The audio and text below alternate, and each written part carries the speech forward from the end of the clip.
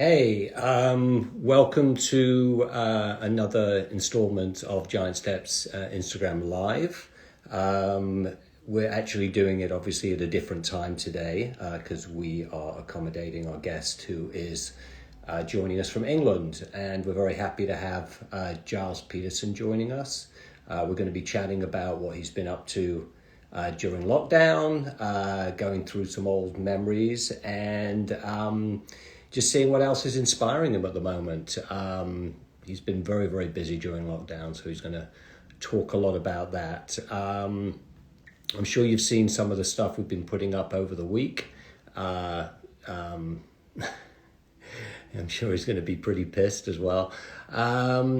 So I'm just waiting for him to join, and he's joined. So I'm going to bring Gilles on.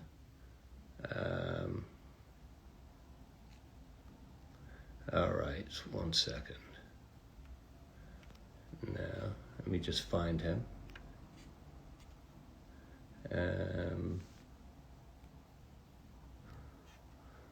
Okay, there we go.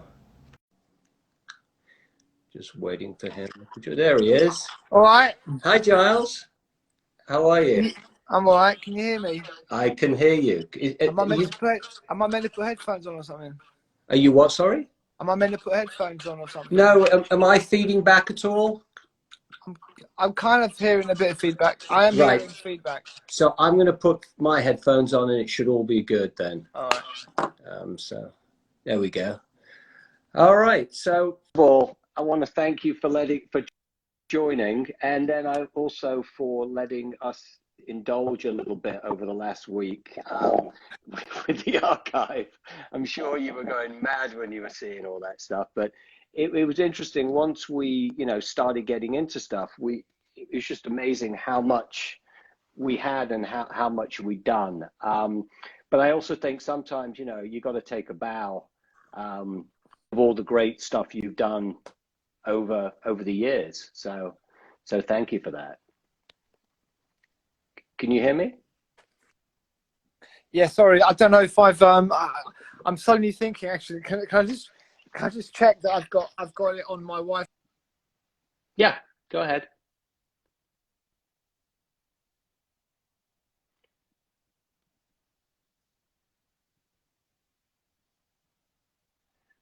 So he's just checking his Wi-Fi is working.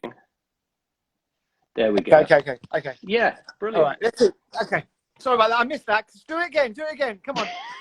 Are you picking me up? Yeah, I was picking you up. So I was saying thank you for letting us indulge over the last week on the Giant Step socials with sort of like the old flyers, posters, recordings, and some videos. I know you were probably cringing while we were doing it, but sometimes I think it's important to for you to take a bow because you've done incredible stuff over the last 30 plus years. So 30, 40. 30 plus. I said 30 plus. We'll get into that. The thing is, American DJs always celebrate their birthday, don't they? I remember every time I come to America, it was like any excuse to get people out. The DJ, if it's your birthday, even if it's your wife's birthday, you'd put a party on, and basically, extra 20 people would turn up.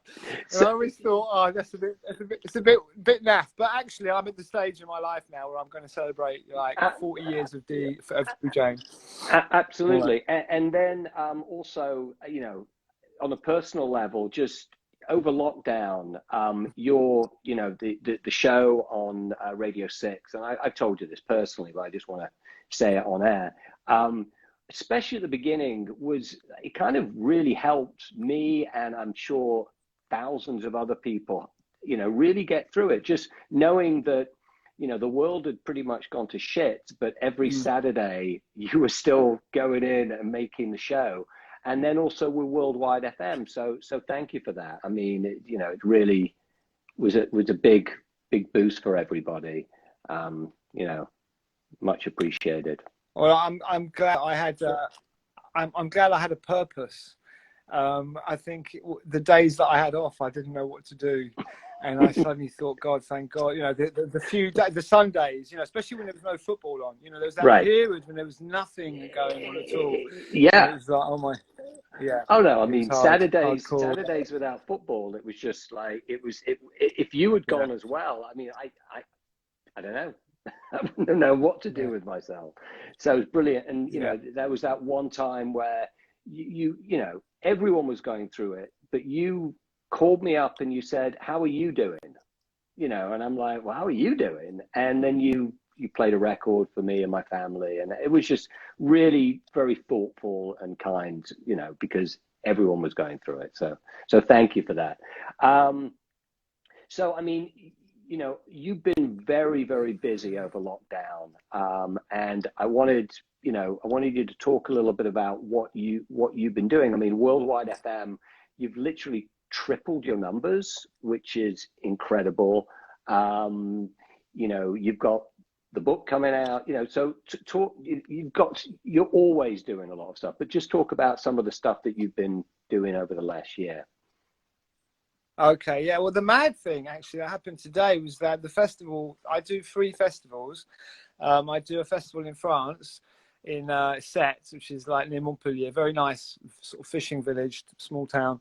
I've been doing that for 15 years, and that unfortunately isn't happening this year because the French authorities have kind of become quite a bit stricter actually than the UK. They've been very sort of they've put the rules down so far anyway that no festivals over 5,000 people are going to be allowed, and that they've got to be sit down only and socially distanced. So that kind of cuts out the festival in France. And then I do a weekend in Italy, which hopefully will happen, which is in September. Where in Italy is that? It's in Catania.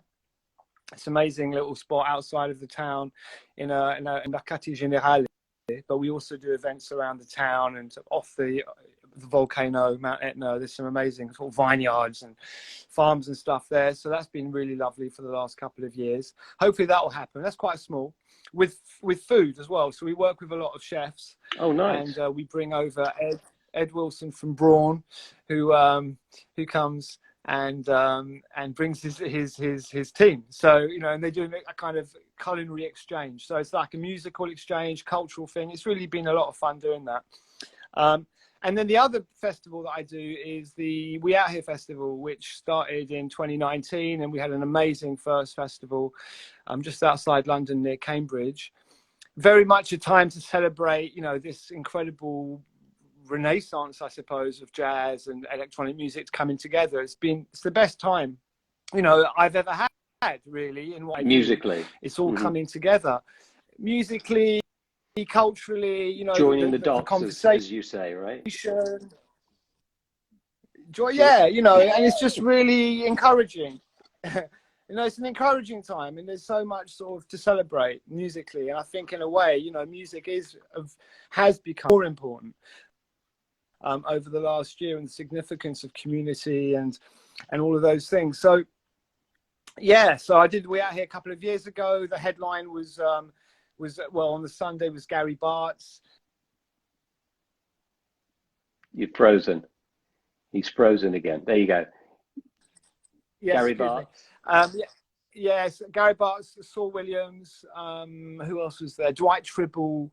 That was at the closer. They did Celestial Blues, I've Known Rivers, wow. And it was probably the greatest moment of my like curator life. Basically, it'd been raining for a couple of days, and yes, it was like, you know, the weather had got good and everyone had a brilliant time, and so that was a beautiful ending.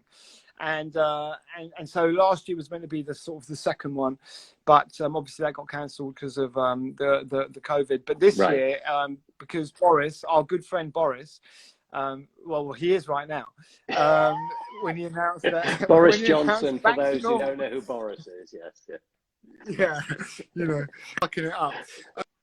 But anyway, he don't get me started. He's given us some good news. But anyway, if it does come through like he's promising, June the 21st is going to be back to normal, and so that gives us 2 months to get our festival going. So he's given the green light to all the festivals, pretty much. So we put tickets on sale last week and we sold out today. That's so amazing. That's how much. That's incredible. Yeah. I mean, congratulations. Every festival in England is selling out, by the way. People are just, you know, people are going crazy. I mean, you know, they just can't. Yeah. I mean, I'm even thinking of coming over for it. It's like, you know, it's because we're not going to have anything here for a while. Right. And who do you have on the bill? Who do you have on the bill? Well, we got some good ones. We got some good ones. You know, it's pretty much everyone that was playing last year. Obviously, we're very lucky with, you know, a whole heap of great British jazz acts, from the Sons of Kemet to Nubia Garcia to some up and coming new groups, Alpha Mist, all of that stuff. Some really good deep people at Floating Points, you know. But what's good about it as well is that it kind of goes into those kind of underground sort of drum and bass. But, you know, we got people like Fabio and Groove Rider playing, and Randall. Oh wow! And then we got the Garage Lots, we got and Loafer. So all those like really important sub scenes that kind of make it make sense. I don't really want to go to a jazz festival. You know, right. I love the jazz. I love hearing comments coming and seeing all that stuff. That's amazing. But I'm about connecting the dots between, you know, club culture and live music. So that's what I've always really done in a way. And I think from the days of Dingwalls and the Wag Club and everything that I've done, the jazz bops, all the festivals, for me, it's always been about this marriage between music, musicians and DJs and the audience and the community that comes with it. And it's funny, and generations as well, because you've managed to join the dots through generations, bringing back a lot of those artists who people didn't know about, not only bringing them to a new generation, but bringing a new, you know, and vice versa, resurrecting careers in many ways.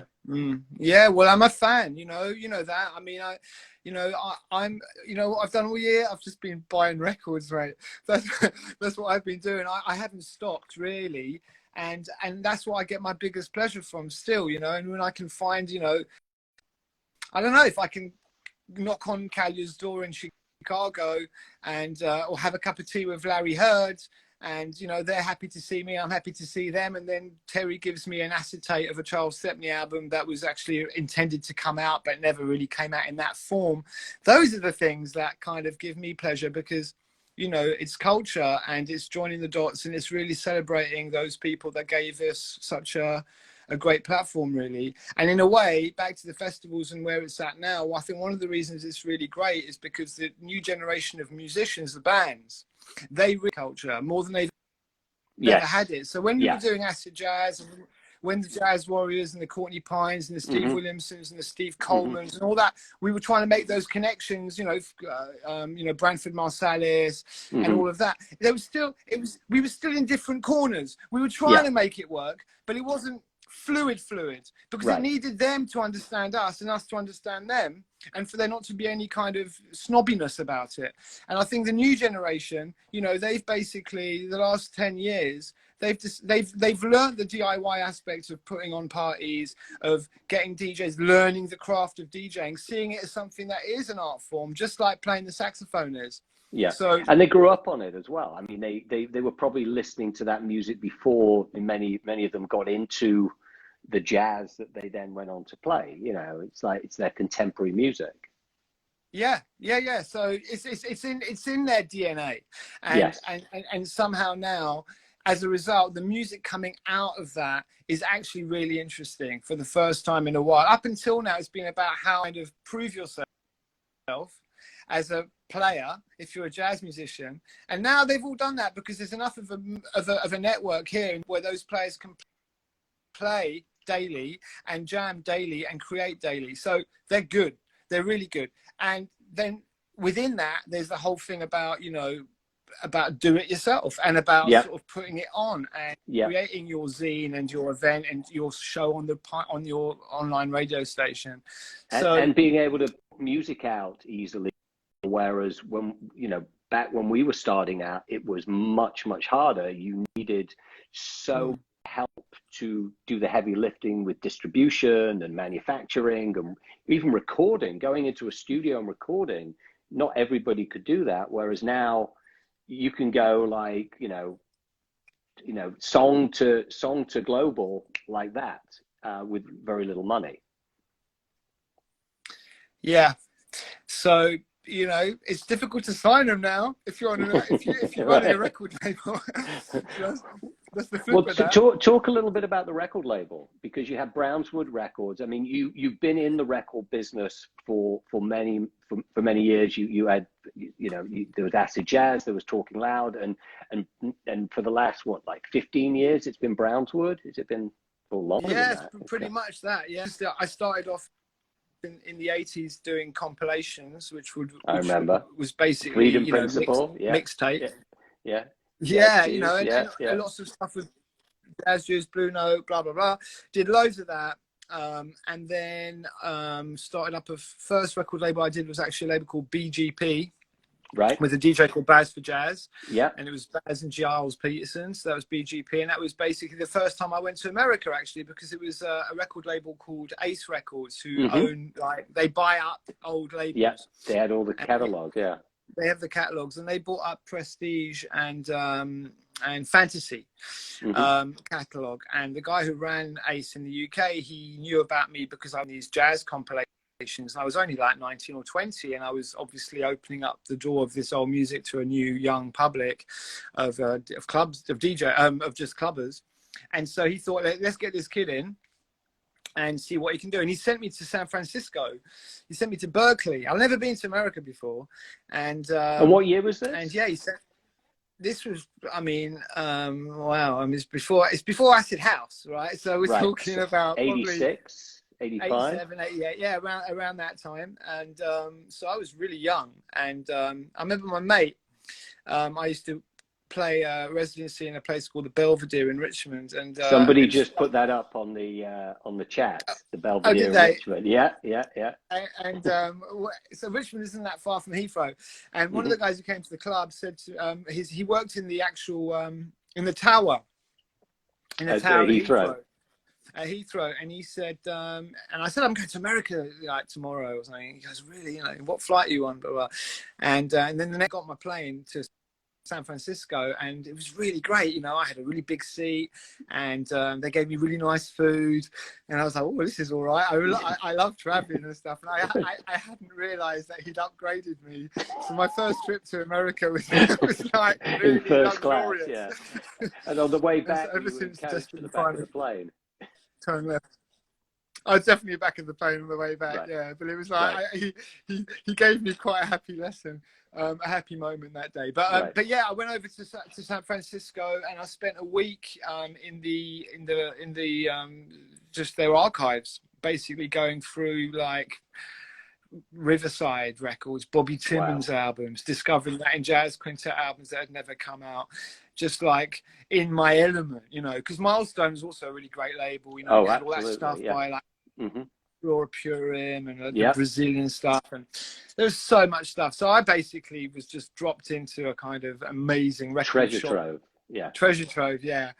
And so yeah, that was that. So I went back, did loads of comps, and then I wanted to sort of start putting out music of bands that were actually, because the compilations was more like it was kind of like learning, and then because there was a great scene of bands coming through, this is the precursors to the Brand New Heavies and to the Jamiroquais, the beginnings of an acid jazz movement.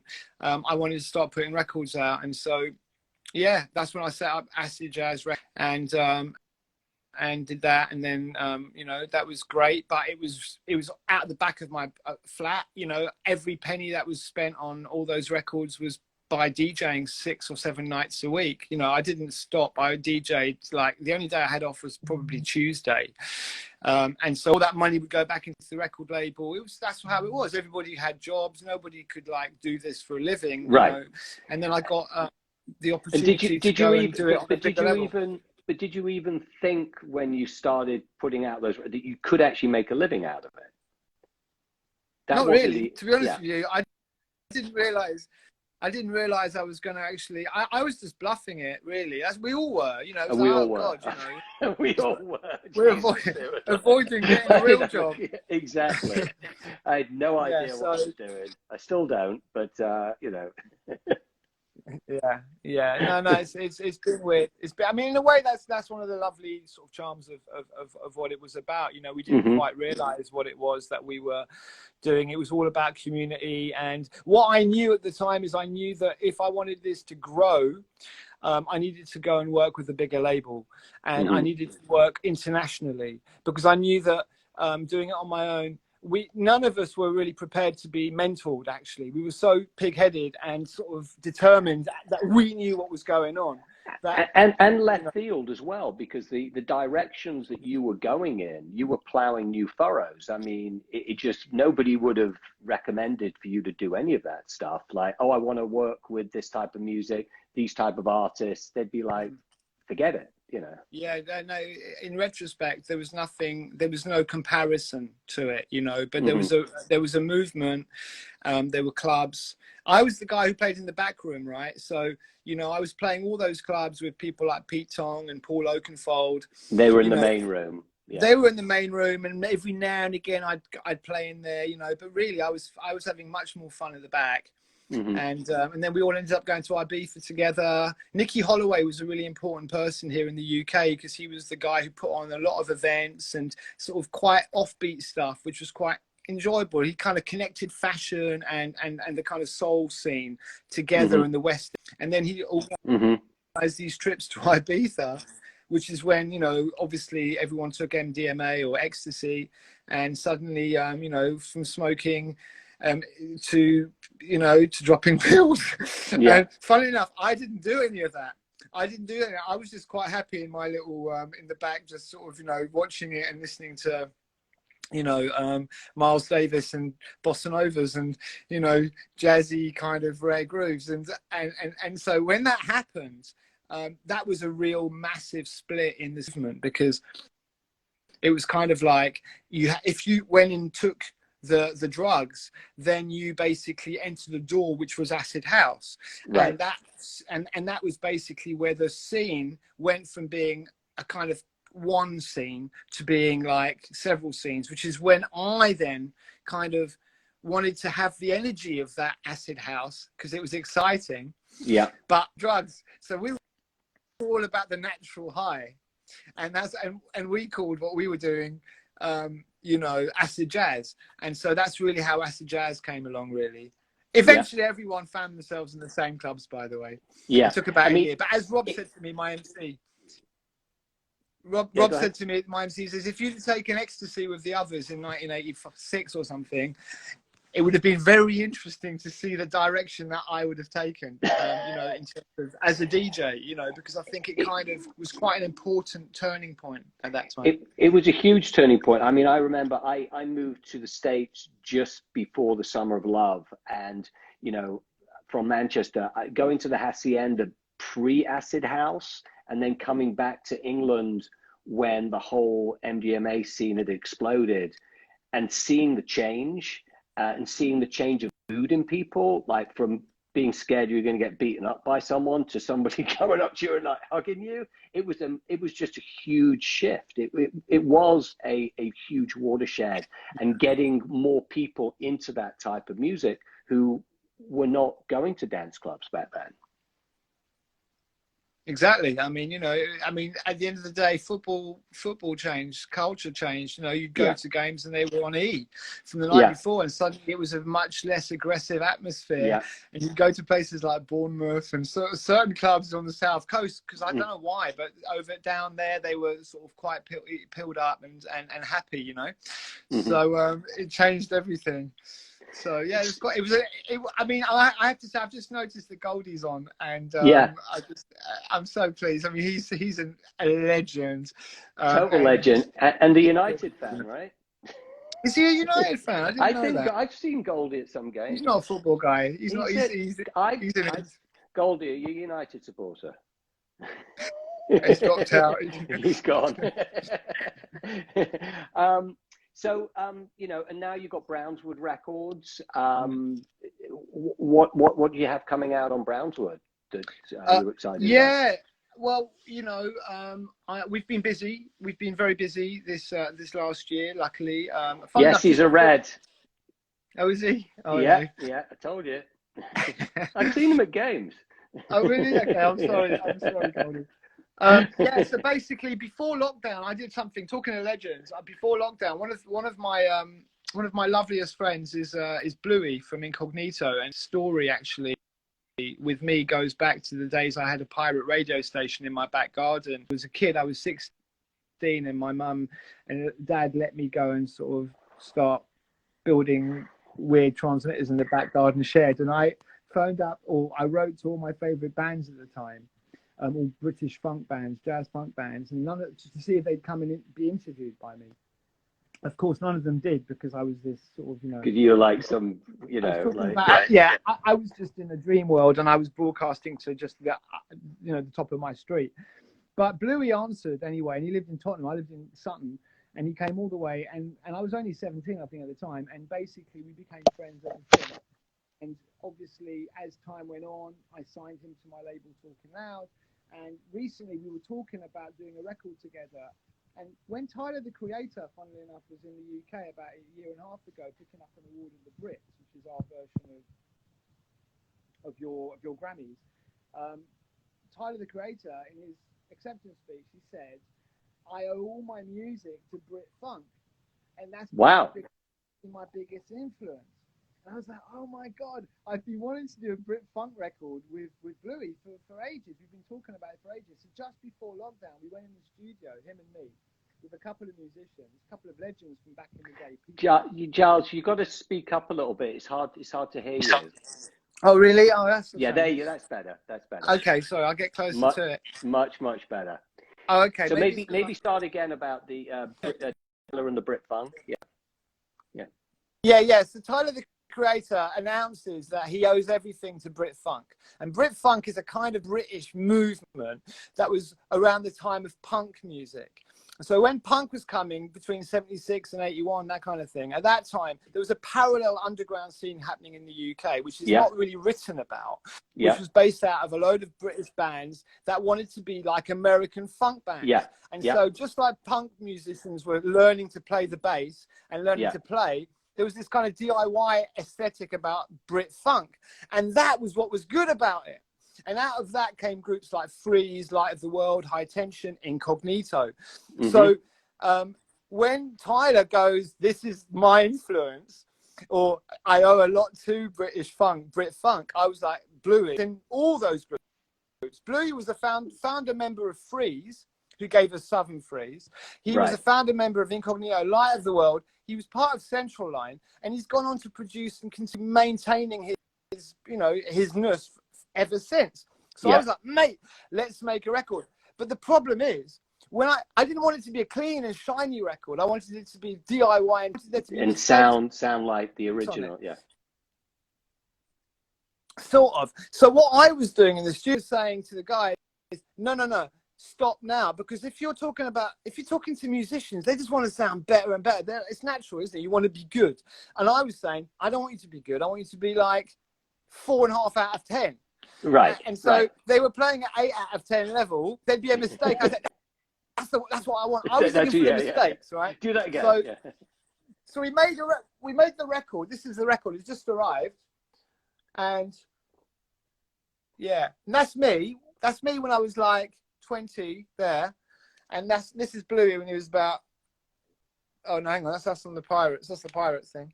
That's Bluey there. Anyway, we made a record, and it's called Strata. Oh, nice. And it's just coming out. It's coming out in 2 weeks' time. So fantastic. That's fantastic. Yeah, I mean, I remember like I was like 15 or something, watching Top of the Pops and seeing Freeze on Top of the Pops, and it was so different to all the other music that was around, and they were using congas, guitars, and I was like, what the hell is that? And I just became obsessed by them.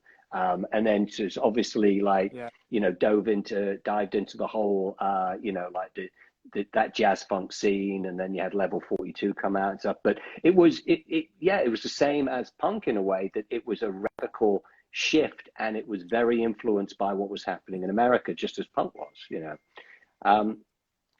So that's brilliant. We don't have a huge amount of time. I want to hear about your book, because that is exciting. Yeah. Yeah. So tell us about your book. Well, okay, so Giles. basically over lockdown, it's kind of a book, right? So it's basically over lockdown, the first lockdown, as you were saying at the beginning, I presented 80 radio shows over that period. So I was on the radio every day, and every day on Worldwide FM, and then on Saturdays I was asked to do a 4-hour show on the BBC because you extended, a lot of the presenters couldn't come in. They were, it was so you had to be a key worker to go into town, and by being the BBC, you were actually going to work. I was going to work. Yeah.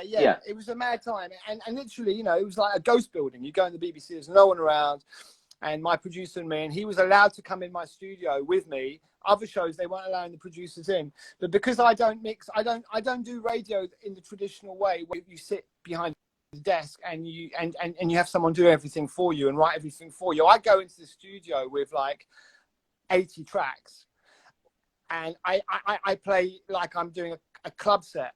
So I stand up, I mix the music live, and so he has to be in the room with me to put out things like the news and all that sort of stuff. Anyway, the fact was we were both doing it. He was wearing his mask and I was basically show, and obviously there was a bigger audience than normal, but it was even more important at that time, and there was no football, and it was just, there was no football, exactly. So it was great, and for me it was really interesting because it was kind of like it came at a time when I've sort of got 30 years behind me in a way of history in radio, and in a way I can kind of I don't know, I've got more context and in everything, and by being on the BBC daytime, there's a lot of people who don't know about all the stuff we're talking about, regular people, because it's still outside of music. So anyway, the fact of the matter was, I was playing at the BBC every Saturday, and the audience was big, and loads of people were dying. Loads of musicians were dying everywhere. So, one day it was Manu Dibango, the next day it was Anaja and Gums, the next day it was, McCoy Tyner, Mongo Santa Maria. Every day. So my show became a kind of obituary. It became a little bit of a sort of celebration in a quiet way. The tone had to be right. And so it was a very magical time, actually, in a weird way, to be a broadcaster of music, where you could really see how music could have impact and how it could help. And so it was a great sort of platform at that time for me, and it was full on, and lots of stuff was happening, of course, which led to Black Lives Matter and all of what was going on around that. So the book, and continues to go on. So the book really is a kind of, it's a sort of diary of that time for me, and it basically uses the radio shows and the playlists as a kind of that's the thread, and then the whole of what was going on, the narrative of COVID, of the world, and obviously the social change that was going on. So the book is 600 pages. Wow. It's massive, right? And it's going to today. So when's it coming out? How can people buy it? And is it like a coffee table book? We're gonna have stuff. It's a kind of, it's a folly. It's some people are going to go, oh my God, this is deep. Other people are going to go, mate, you're taking the piss. It's like, why would you do this? So it's not, hello, my name is, I was born here. It's very much based on 2020 and 80 radio shows, and a year that we'll never ever forget. Obviously, a year that's changing, the planet, culture, people, everything. So I wanted to kind of just get it down and celebrate the music and the people and the culture. So throughout the book there's also a kind of photo essay by Dobie. So Dobie was a really important part of early hip hop. Dobie the producer. Dobie the producer. Soul. Of course. Dobie the producer. Yeah. London Posse, all that. And he's an amazing photographer. So he basically, you should check out Dobie Photo if anybody's keen to check him out. He's got amazing talent, and you know, he's a special person. He's the ghost dog of East London, basically. You know, Denzel Washington. He's that kind of figure. He goes on his own, and he's just an amazing beat maker, thinker. And anyway, his photography is in the book. There's the guy who's actually designed the book is a guy called Hugh Miller, who's brilliant as well. It's really worth following.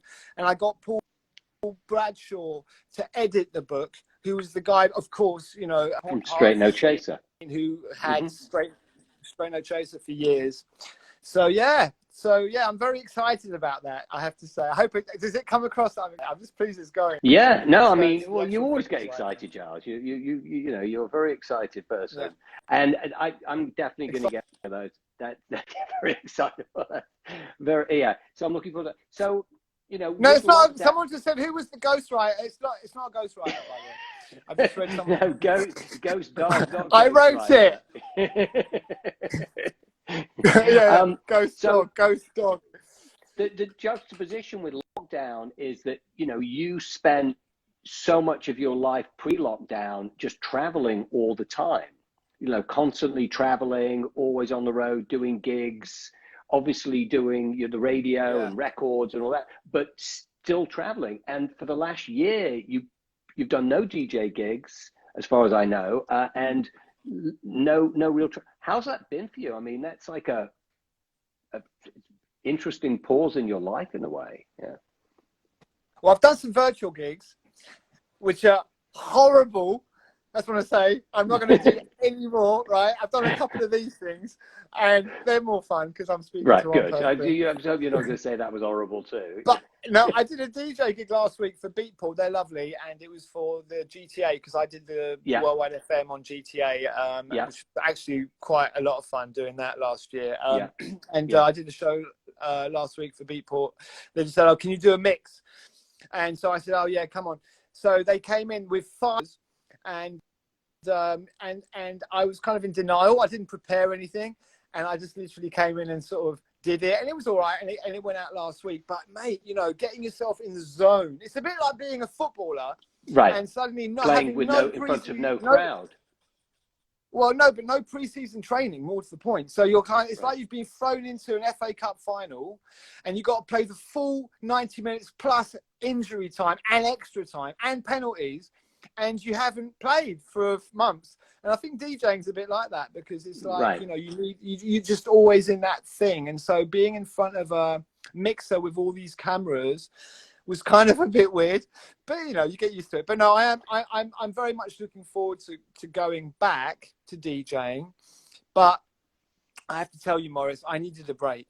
I needed a break to just sort of, I needed a break after all those years. So it did come at a good time for me. The weird thing for me at the moment, though, is that I go to bed really early now, right? So it's kind of like I go to bed like that's why we had to move even earlier. Just so people know, that's why we had to move this talk, because originally it was going to be at 5 p.m. my time, 10 p.m. But that's past your bedtime now. So it's past my bedtime, mate. You know, because I get up so early. I'm up at like 5:30. The other person who's up as early as me is actually Goldie. Goldie's up early with his yoga, but I'm up early, guys. So basically, I've been. This is you know, I've been up already more than 12 hours today, Maurice. For this. Preparing for this. But no, it's been a good time to be. It's been a good time to be. Well, you know, people aren't used to seeing me every day in my family, and I think it's freaked them out a little bit. You know. No, but I think it's you know, obviously there's been a lot of hardships and deaths and problems, but you know, for me the positive side is it's definitely given us the ability to reflect a little bit about just what we're doing in our lives, instead of just being on that sort of like that Ferris, you know, that hamster wheel the whole time, and we're just, before we know it, like we're, you know, because we're getting on a little bit as well. So, you know, the funny thing about this as well, on getting on, the getting on thing, what's weird as well is that when I was DJing, you know, I'd be out there literally. I mean, even like before lockdown, I was doing things like going to Graz in Austria on a Friday night, DJing. This is about 2 hours drive from Vienna. I'd be DJing from 1 till 3 in the morning. I'd be driving back to Vienna for like 4. By half four, I'd be arriving in Vienna in a hotel for 2 hours. Then I'd get up, no sleep, get on a plane at 8, go back to London for like, get to London about 10:30, 11. And then I'd hang around and do my radio show. That was normal for me, you know, at the age that I was in. So, but here's the funny thing, right? So I was living that life for like 30, 40 years, like 3-4 nights a week DJing, traveling, all that sort of stuff. And I do 1 year off where I have sleep every night and, you know, I'm eating well. I've got time to exercise and do all my stuff. I have aged so much. It's like, you know, I really feel like I've got older. No, you haven't. I've done so little. You still look 16. I mean, you've got well, the eternal look of youth in you, and you know, and I think in general in our scene, I think it's something about the music, but everybody pretty much looks great. I mean, you know, like a lot of the DJs who are on here at the moment, you know, everyone, you know, it's so I think it's the music that and the energy that gives us really sort of gives us life and vitality. Talking about that, you know, we're celebrating, obviously Giant Step celebrating its 30th anniversary, and you know, you were a big inspiration on Jonathan and I starting Giant Step. I mean, that was the thing that Jonathan and I bonded on, that he knew about Dingwalls as much as I did too. You know, we've done so much stuff together over the years. I wanted to see if you had any highlights that you know, wanted to talk about. Well, you know, yeah, I mean, you know, honestly, the first times I'd go to New York and I'd hang out with you guys and you'd take me about everywhere. You know, I mean, that first Jamiroquai show, you know. Which you DJ'd at. Yeah. I DJ'd that, and he borrowed my Adidas like vintage tracksuit top that I never got back. You never got back. Way. All right, Jay, if you're listening, yeah, top back. I want it back. That's a rare piece, man. But yeah, you know, the brand new heavies versus Galliano night at the Village Gate, which was actually at the Village Gate, and that was your New York debut DJing, and.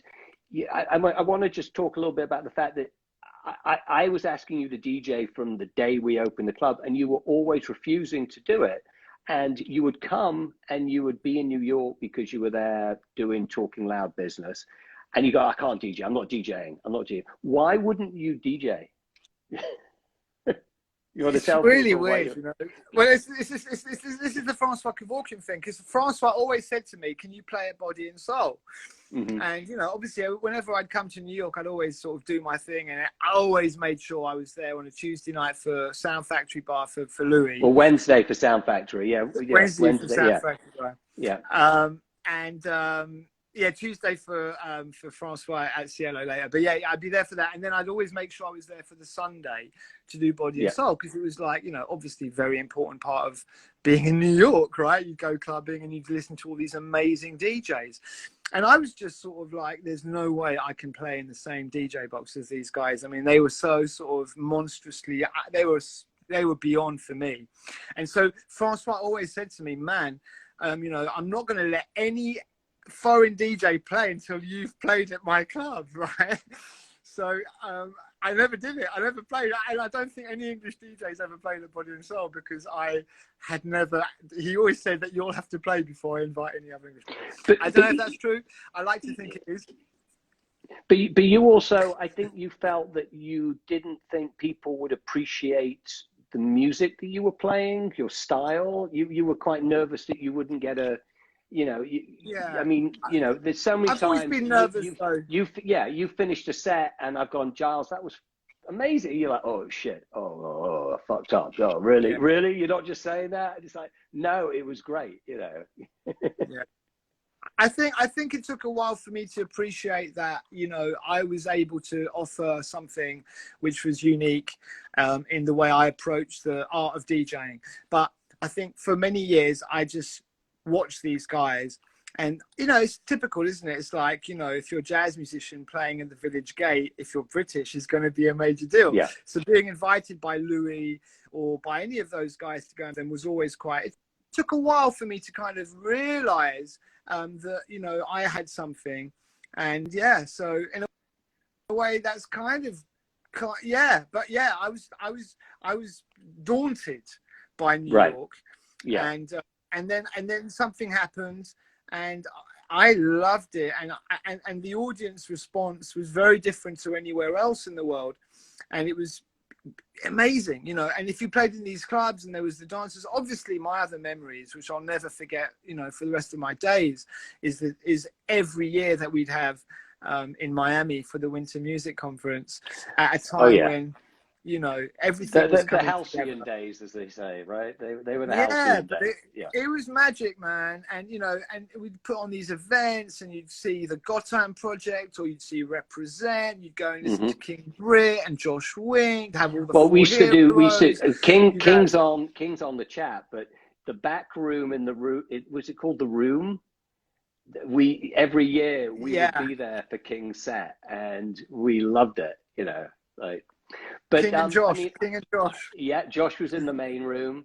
But I was looking at a flyer. We actually posted it for one of the Sunset Soirees that we did with Maxi and Kimco. And the lineup was incredible. It was you, Bob Sinclair, Ron Trent, Norman Jay, Pete Heller, Julius Papp. I mean, like, talk about sort of like all these different, you know, styles of dance music, but working so well. And everybody, and DJ Yellow as well was on it, you know, just, it was like a coming together of all these different DJs and styles. Yeah, it was a very magical time. And, you know, there was a golden era, when, mate, it was ridiculous. And, you know, if you just spent the winter in England, everyone, the industry would go, you know. So it wasn't just an industry, it was like the club, the dancers, the clubbers. So you'd meet everyone. It was like all these little micro scenes would meet up in this kind of lovely sort of Florida, Miami. It was just weird, you know. And so yeah, I felt it was the same for New Yorkers as well, because it was the first sunshine we'd seen in months. And yeah, I mean, it was just it was magical. I don't know if I could still do that, but because, you know, it'd be 5 nights of you know, going out every single night, all day. But it was magical. The Raleigh, the Delano. I remember the Nuyorican Soul launch party in Miami, where they had the party and they had the live band, and Louis asked me to introduce the band. And I was really scared about that because we'd been up all night. Yes. I think we came straight from a club to go there. I was getting super angled out before I went on stage. I think I did the worst ever presentation of any gig ever. That was great. That was actually 98, because it was the year, or 99, it was a couple of years after the actual Nuyorican launch party at the Shore Club, where it was in this sort of outdoor amphitheater style club. Yeah. Down, quite a bit further down, all the way down. That's right. That's right. Danny Tenaglia all night long. Of course, you can't miss that one. All day long. Look at your face. And while we're reminiscing, I think we also, you know, we were just talking about Nuyorican Soul. I mean, you know, that is probably you're correct. It was at Opium. It was the 10th anniversary. Whoever just put that up there. Correct. I think we really need to just talk a little bit about that project, because it was you who really, you inspired that project to come together. Before, you know, I got involved, you know, you had already sort of like so talk a little bit about how you got that to happen. Okay, so yeah, I was doing a club on a Monday night with James Lavelle called That's How It Is. Yeah. So there'd been a bit of a transition, you know, it's a few years after Acid House. and things are changing a little bit. I'd done a lot of years at Dingwalls, which was a really important early club for me. And so I started doing a Monday night. The music was really exciting. You know, there's the birth of the beginnings of trip hop and Massive Attack and Portishead and DJ Shadow. And, you know, obviously we were all house heads and we all loved sort of dance music. And suddenly this record arrived called The Nervous Track. And it was a record that came out, and it was really brilliant. It was like different. And it was a little bit too different, I think, for the sort of regular house heads to play it, but it was made for bar rumba. It was just the tune that would just, you know, it just joined and ticked all the boxes. So I got in touch with Louis and Kenny, and I was like, mate, is there any more of this sort of stuff? And then we started having a chat and developing the idea, realizing that there was something to be done which could kind of really make a kind of experimental record for Kenny and Louis. Not a Masters at Work record, but a record where they went down their different alleyways. Because, of course, you know, Kenny and his hip hop, the connections with Jazzy Jeff, you know, and of course the Latin and you know, Hector Lavoe being Louis' uncle and all that stuff. And I was like, oh my God, these guys have got it all. So it was really a case of just like, let's make an album. And it took a while for us to kind of really, for me actually, to kind of convince them. And, you know, they were so big. They were. They were like, you know, who's the biggest DJ in the world today? You know, they were like that plus. And when it came to remix production, they were doing everybody. Madonna, like they were the guys. They were the go-to guys. Yeah. And in those days, they used to get paid, man. You know, so but you'd pay Masters at Work, I don't know, £25,000 or whatever, which was a lot of money then to do a remix. To do mixes, but you'd get your money back, and they deliver you like 4 or 6 cuts, you know, dubs, you know, weird stuff, you know. So they really gave you they gave you your money's worth. But you know, they were on fire, and they were at the point where they needed to maybe be tested a bit. And I think that we found ourselves at a good place at the right time. And they were also very, very. The other thing about them too was that they were very curious, as in Britt, who's here as well today, and you know, the Philly scene, and there was a few people within the American kind of dance music community that were really, really watching and connecting and collaborating with the Britishness. So that's how the 4 heroes of this world connected with King Britt. That's why Ronnie and Louis and Kenny, they ended up swap remixes. You know, Louis was fascinated by drum and bass. Louis and Kenny would come to Dingwalls to check out the jazz dancers. They were like, this is out of this world. This is like, what the hell is going on here? They were really into it. So, you know, we were all into each other, really. So it was just a case of, how can I get those guys to make an amazing record? So I told them to do a few cover versions. I told them to do Black Gold of the Sun. I can't remember what. And had they heard Black Gold of the Sun before you? I think Kenny might have done, because Kenny's got everything, right? Right. Kenny is deep when it comes to collecting. There's like people who collect records, you know, a bit of stuff. Kenny's like on it hard. He's a collector. He's so on it. But yeah, so really, I mean, the magic really came, and this is when you got involved, because I think we needed, the thing was, Nuyorican Soul, they were so big, you couldn't pay for the whole thing on your own. I needed to get partners, and, you know, we got Avex in Japan to throw some money in to make it count. And obviously you had the relationship with him. I had the relationship with you. It made total sense for us to team up.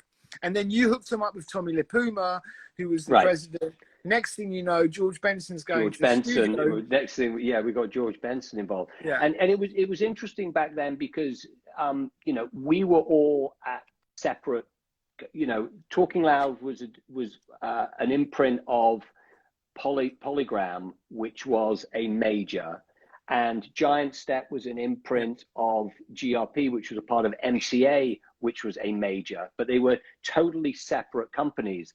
So it was kind of you and me brought these 2 big companies together to work together, because they were big competitors, but we managed to really pool a lot of the resources to get that record done, because otherwise it just, the product that came out, the quality from the packaging, you know, to the you know, just everything about the production, you know, it needed real, you know, because again, back then you had to spend money to produce good records. So it was, you know, I'd say kudos to our teams, our internal, for putting that together, because it was very hard back then. Yeah, I know. It was so hardcore, but it worked. And you know, what a record. And guess what? Next year's the 25th anniversary of Nuyorican Soul, right? Oh my God. Let's see what we can, yes, it is. what we can work out for 2023. And I hope they can do some shows. Yeah, the interesting thing is that it's a timeless record. And again, back then, you know, mixing all those genres wasn't heard of, because everyone just would release records in a lane, and that had multiple lanes. And again, I'd say a precursor for so many other albums that came out, and probably a way that got so many people into these different artists as well. They'd probably never heard of, you know, Hilton Ruiz, or you know, Lisa Fisher, you know, et cetera, but, or even Roy Ayers. Some people might not have heard of him, but it was just bringing all those people together. So it was a pretty incredible thing.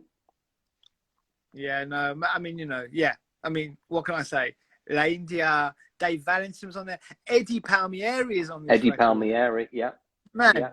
You know, so we'll always look back on that one. You know, the other record, I mean, you know, that certainly for me is a significant moment in my world, in my work as an A&R, sort of whatever, you know, you want to call, you know, what we did.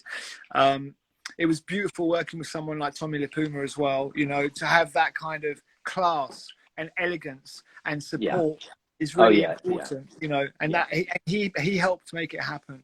You know, it was very difficult. Class act. Yeah, class act. It's difficult, you know. It's difficult these days to kind of imagine majors kind of collaborating like that. I mean, even for me at the time, I did the first Roots EP, and you know, I tried to sign them, you know, before they signed to Geffen with Wendy, and they because I'd come all the way to New York. You know, they felt for me. They were like, man, these kids come to try and sign us. They were this little group from Philly. I mean, a big group, but they hadn't yet signed a big deal. Right. And so we managed to work out a way in which they moved to London, and they spent a year kind of learning their European kind of lessons and chops and traveling and basically living in my office. Yeah. And allowed us to put out the first EP from the ground up. And they were more popular in England and Europe than they were in the States back then, because they weren't really known outside of Philadelphia. Man, look, all these groups had to come to the UK, I think, you know, whether you're even groups like Outkast and even people like Erica, Jill Scott, you know, all these people, you know, Mos Def, or Madlib, you know, all of these people, right? Because I think there was a sort of more fluid media here. It was less no doubt. Segregated. I mean, having your radio show, which is, again, it's on national, even when you're on Radio 1, it's national radio.